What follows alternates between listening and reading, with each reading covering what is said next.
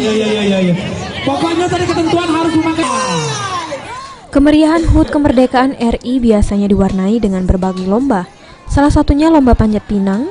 Harian Sumatera Express menggelar lomba panjat pinang sebanyak 74 pohon bertepat di halaman belakang OP Hotel Windam, Jakabaring, Palembang.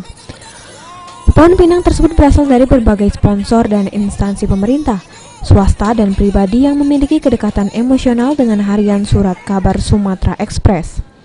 Dalam sambutannya, GM Harian Surat Kabar Sumatera Express Haja Nurseri menjelaskan, lomba panjat pinang ini merupakan salah satu bentuk untuk memeriahkan perayaan HUT kemerdekaan RI di Palembang.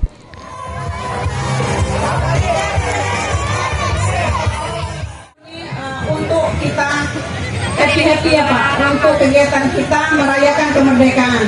Jadi awalnya terpikir kalau misalnya saat pinang itu biasa saja. Jadi pinang ini memang menjadi ciri khas dari setiap perayaan HUT kemerdekaan. Kalau misalnya kita gabungkan menjadi 74 pinang, kira-kira menjadi hal yang luar biasa nggak Pak? Saya kira luar biasa. Apalagi di tengah-tengah kita ini hadir support utama diberikan oleh PT Pegadaian. Jadi beliau sangat antusias. Tepuk tangan dulu. Beliau sangat antusias sekali mensupport.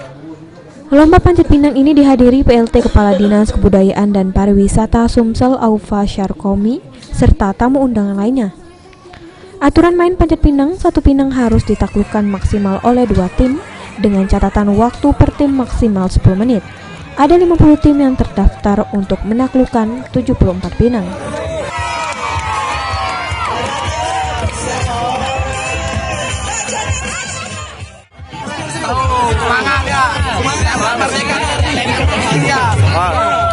Harapannya cak mana? Semoga tahun depan ada lagi, Pak. Oke. Terus lagi. Undang lagi sama mereka. Kita dapat hadiah apa? 4 voucher umroh lah. Wah. Tahun aku gak umroh. Oh ya.